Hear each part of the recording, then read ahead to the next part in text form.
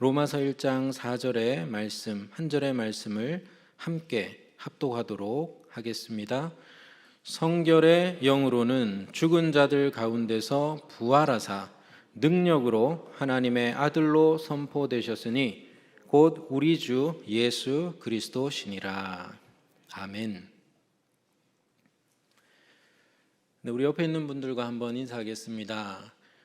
잘 오셨습니다. 반갑습니다. 네, 한 번만 인사하면 아쉬우니까요. 이렇게도 한번 인사하겠습니다. 당신이 세상에 좋은 일입니다. 여러분 한 분 한 분이 세상에 좋은 일입니다. 아멘. 어느 날 침대에서 딸을 재우는데 딸이 저에게 이렇게 물었습니다. 아빠는 내가 바퀴벌레가 되면 어떡할 거야? 저는 예수님의 성육신을 생각하면서 분명 딸이 감동할 거라고 생각하고 이렇게 얘기했습니다. 아빠도 바퀴벌레가 될 거야. 그러자 딸이 정색하면서 이렇게 말했습니다. 그럼 나는 누가 돌봐줘? 깜짝 놀라서 제가 말을 바꿨습니다. 그래. 아빠가 돌봐줄게. 여운이 남는 대화였습니다. 저는 딸이 처한 그 고통스러운 처지로 내려가서 함께 고통을 당하겠다고 했습니다. 하지만 딸은 그것으로 만족할 수가 없었습니다. 그 이상을 원했습니다. 실질적인 도움을 원했습니다. 마치 구덩이에 빠진 사람이 구조대원이 밧줄 타고 이 구덩이로 내려올 뿐 아니라 나를 데리고서 올라가기를 바라는 것처럼 말이죠. 인류의 구원자 예수님도 그렇습니다. 그분은 내려오셨을 뿐 아니라 올라가셨습니다. 우리와 함께 고통을 당하셨을 뿐 아니라 우리를 구원하여 주십니다. 사람이 되실 뿐 아니라 하나님도 되십니다. 이 신비가 바로 사도신경 두 번째 신앙 고백 속에 담겨 있습니다. 나는 그의 유일하신 아들 우리 주 예수 그리스도를 믿습니다. 사도신경이 고백하는 예수님의 전체 이름은 하나님의 아들 우리 주 예수 그리스도입니다. 이 전체 이름이 다 담겨 있는 성경 구절이 있습니다. 바로 오늘 우리가 읽은 로마서 1장 4절의 말씀입니다. 우리 한 번 더 이 말씀을 읽어보도록 하겠습니다. 함께 읽겠습니다.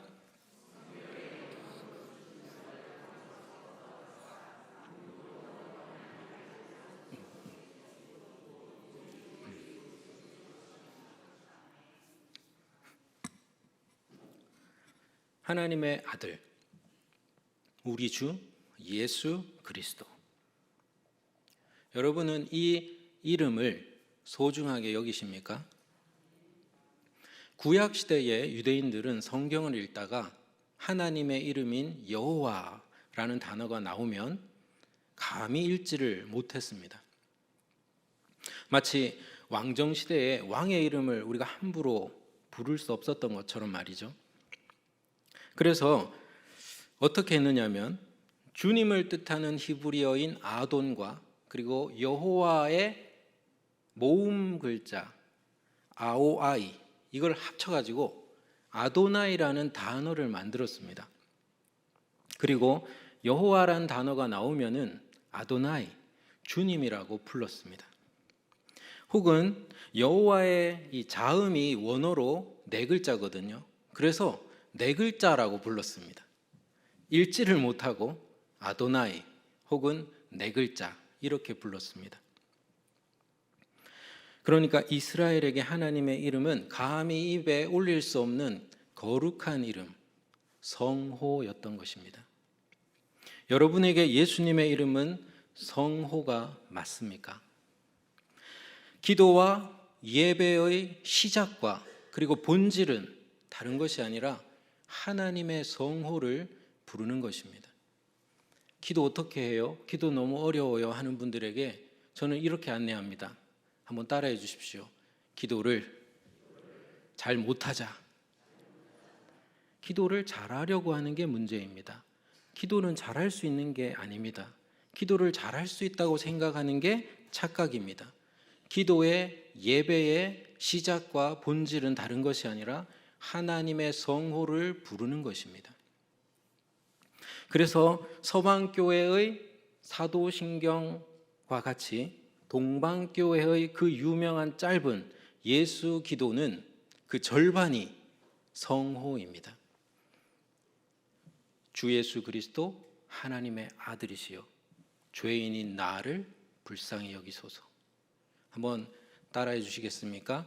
주 예수 그리스도 하나님의 아들이시여 죄인인 나를 불쌍히 여기소서. 사도신경의 첫 번째 고백, 나는 전능하신 아버지 하나님 천지의 창조주를 믿습니다. 이게 창조 신앙이지요.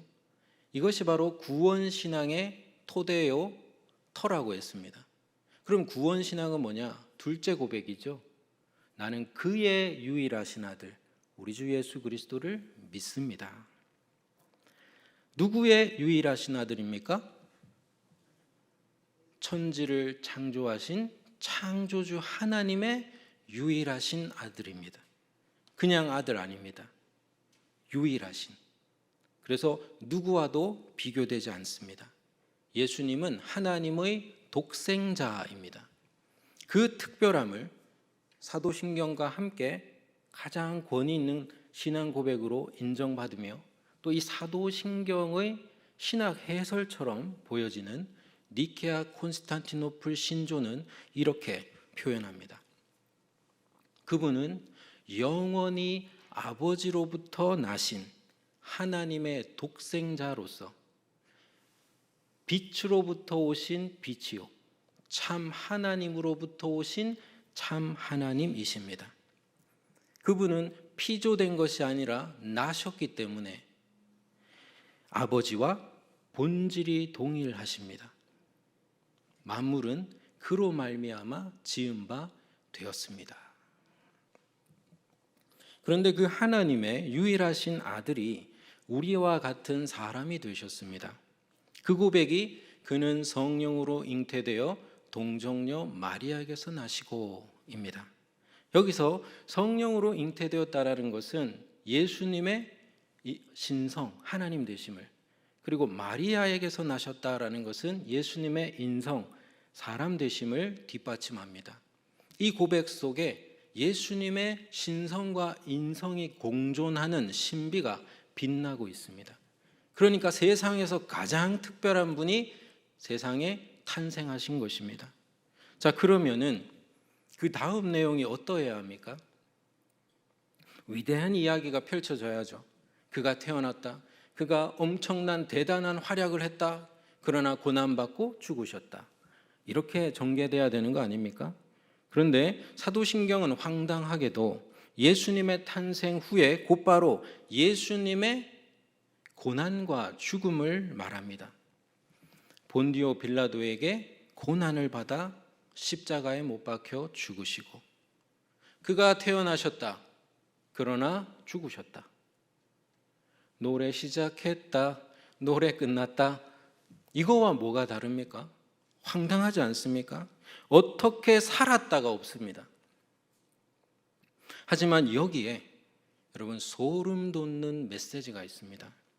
하나님의 유일하신 아들 우리 주 예수 그리스도께서는 놀랍게도 살기 위하여 오신 것이 아니라 죽으러 오셨다라는 사실입니다. 왜요? 우리를 위하여, 그리고 우리를 대신하여서 고통당하실 뿐 아니라 우리를 구원하시기 위하여 죽으러 오셨다는 것입니다. 그러니까 예수님의 삶의 목표는 십자가입니다. 이것은 복음서의 주제가 십자가 사건이고, 그리고 천국 복음의 핵심이 십자가 복음이라는 사실과 일맥상통하죠. 누군가는 예수님의 삶을 십자가와 부활로 요약할지 모르겠습니다. 하지만 엄밀히 따지면 부활은 예수님의 삶이 아닙니다. 예수님은 십자가에서 다 이루었다 하시고 죽으셨어요. 다 이루었다 하셨으니 삶은 거기서 끝난 것입니다. 그리고 마지막에 자기 영혼을 아버지의 손에 부탁하시고 죽으셨어요. 그래서 예수님을 죽은 자 가운데서 일으키신 분은 하나님 아버지셨습니다.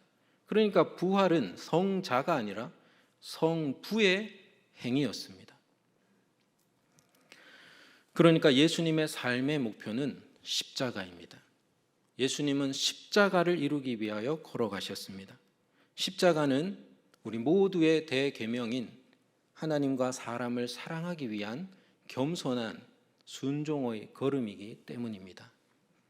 빌립보서 2장 5절로 9절입니다. 너희 안에 이 마음을 품으라. 곧 그리스도 예수의 마음이니 그는 근본 하나님의 본체시나 하나님과 동등됨을 취할 것으로 여기지 아니하시고 오히려 자기를 비워 종의 형체를 가지사 사람들과 같이 되셨고 사람의 모양으로 나타나사 자기를 낮추시고 죽기까지 복종하셨으니 곧 십자가에 죽으심이라. 하나님과 이웃을 사랑하기 위하여 자기를 낮추시고 십자가에 죽기까지 순종하신 이 그리스도 예수의 아름다운 마음을 품으시기를 주님의 이름으로 축복합니다. 십자가 인생이 왜 축복입니까? 돈 잘 벌고 건강한 게 축복 아닙니까? 십자가는 그 반대 아닙니까? 돈 있으면 나눠주고 건강하면 섬기는 게 십자가 아닙니까? 그런데 왜 십자가 인생이 축복입니까? 십자가 인생에 대한 하나님 아버지의 응답이 부활의 영광이기 때문입니다. 장사된 지 사흘 만에 죽은 자 가운데서 다시 살아나셨으며 사람의 인생 역사는 결국 십자가 죽음으로 끝이 납니다. 예수님의 인생 역사조차도 그러했습니다. 그러나 하나님의 섭리 역사는 영원합니다. 인생과 죽음을 넘어섭니다. 부활과 천국의 역사로 이어집니다. 바로 예수님이 그 증거입니다. 빌립보서 2장 8절로 9절 사람의 모양으로 나타나사 자기를 낮추시고 죽기까지 복종하셨으니 십자가에 죽으심이라. 이러므로 하나님이 그를 지극히 높여 모든 이름 위에 뛰어난 이름을 주사 성호를 주셨습니다. 하나님이 예수님을 지극히 어떻게 높이셨어요? 그 첫 단추가 바로 부활입니다. 성결의 영으로는 죽은 자들 가운데서 부활하사 능력으로 하나님의 아들로 선포되셨으니 부활로 사망을 이기셨습니다. 생명이 승리하였습니다. 이로써 예수님의 무죄가 의가 입증이 되었습니다. 나아가서 예수님은 하나님의 아들로서 선포되었습니다. 예수님의 참된 정체는 십자가만으로도 부활만으로도 알 수가 없습니다. 오직 십자가와 부활 이 둘 모두를 통해서만 예수 그리스도의 진짜 정체가 드러납니다. 예수님은 누구십니까? 사람이자 하나님이시며 함께 고통당하는 자이자 고통에서 구원하시는 분이시며 또한 사랑과 권능의 화신입니다. 그래서 신학자 소브리노는 이렇게 말합니다. 부활이 있기에 십자가는 더 이상 무력한 사랑의 표출, 그러니까 감상주의가 아니다. 그리고 십자가가 있기에 부활은 사랑이 없는 힘의 표출, 그러니까 사랑 없는 힘의 표출, 나약한 그런 사랑이 아니라는 것입니다. 단순한 힘자랑도 아니라는 것입니다. 십자가 부활을 통해서 자신을 입증하고 드러내신 예수님은 다시 원래의 자리로 올라가셨습니다. 여러분, 예수님의 원래 자리가 어디입니까? 하늘에 오르시어 전능하신 아버지 하나님 우편의 보좌입니다. 그 보좌에 앉으셨습니다. 예수님은 2인자가 아닙니다. 그 당시에 고대에는 동등한 권세를 가진 2인용 보좌가 있었습니다. 예수님의 보좌는 동등한 권세를 가진 그런 보좌입니다. 예수님은 승천하시기 전에 분명히 이렇게 말씀하시지 않았습니까? 하늘과 땅의 모든 권세를 아버지 하나님께서 내게 주셨다. 땅의 권세만 말고, 하늘의 권세만 말고, 권세의 일부가 아니라 하늘과 땅의 모든 권세를 아버지 하나님께서 나에게 주셨다. 그러니까 안심하고 가라. 가서 제자 삼으라. 세상 끝날까지 내가 너와 함께 하겠다. 할렐루야. 예수님이 앉아 계신 보좌는 전능하신 아버지 하나님의 유일하신 아들로서 앉아 있는 자리입니다.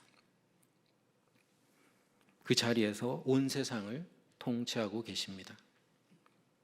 아버지 하나님이 아들 예수님을 그렇게 높이신 것이죠. 빌립보서 2장 10절로 11절입니다. 하늘에 있는 자들과 땅에 있는 자들과 땅 아래에 있는 자들로 모든 무릎이 예수의 이름 앞에 예수의 이름에 꿇게 하시고 모든 입으로 예수 그리스도를 주라 하시나요 하나님 아버지께 영광을 돌리게 하셨느니라. 아멘. 저는 찬양이 계속 떠오르더라고요. 어떤 찬양이 떠올랐냐면 이런 찬양입니다. 모든 이름 위에 뛰어난 이름 예수는 주 예수는 주 모든 무릎 꿇고 경배를 드리세 예수는 만유의 주님 예수는 주 예수는 주 온 천하 만물 우러러 그 보좌 앞 영광을 돌리세 예수는 주 예수는 주. 조금 있다가 기도할 때 한번 반주 없이 한번 불러봤으면 좋겠습니다. 계속 이 고백이 나오더라고요. 예수 그리스도께서는 여러분의 주님, 만유의 주님이십니다. 믿으십니까?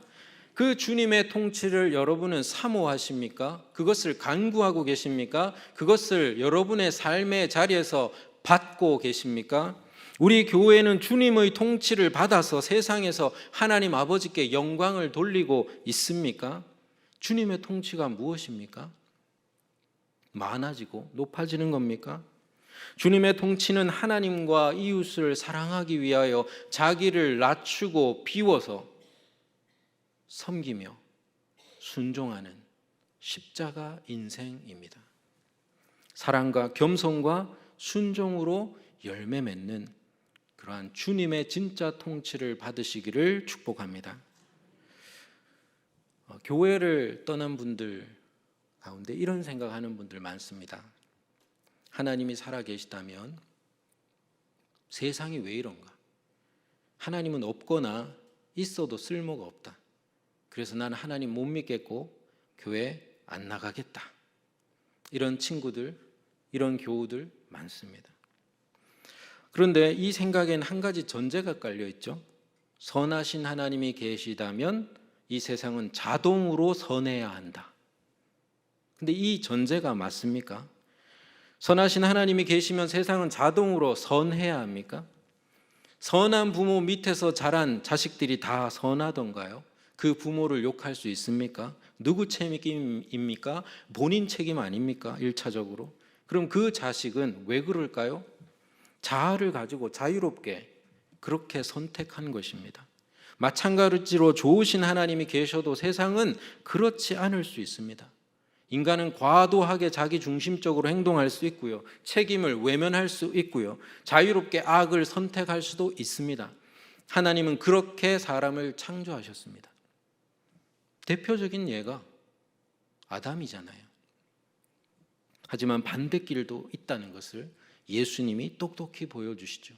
인간은 하나님의 은총에 힘입어서 과도한 자기 중심성에서 벗어나서 하나님과 이웃을 사랑하기 위하여 자기를 낮추고 비우고 섬기고 순종할 수 있다. 그 길을 선택할 수 있다라는 것을 예수님이 보여주셨습니다.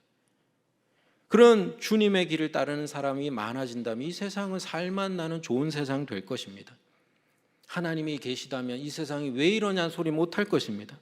세상이 더 이상 핑계할 수 없는 것은 하나님의 유일하신 아들 예수 그리스도께서 인간이 되셔서 우리 모두가 걸어가야 할 길을 이미 걸으셨고 아예 그 길 자체가 되셨다라는 사실입니다. 세상의 길이요 진리요 생명 되신 주님께서 그 길을 가는지 안 가는지 이 세상을 심판하러 오십니다. 세상을 구원하시는 그 주님이 거기로부터 살아있는 자와 죽은 자를 심판하러 오십니다. 말씀을 맺겠습니다. 구원은 내려올 뿐만 아니라 올라갈 수 있어야 합니다. 내려가는 것이 사랑이라면 올라가는 것은 권능입니다.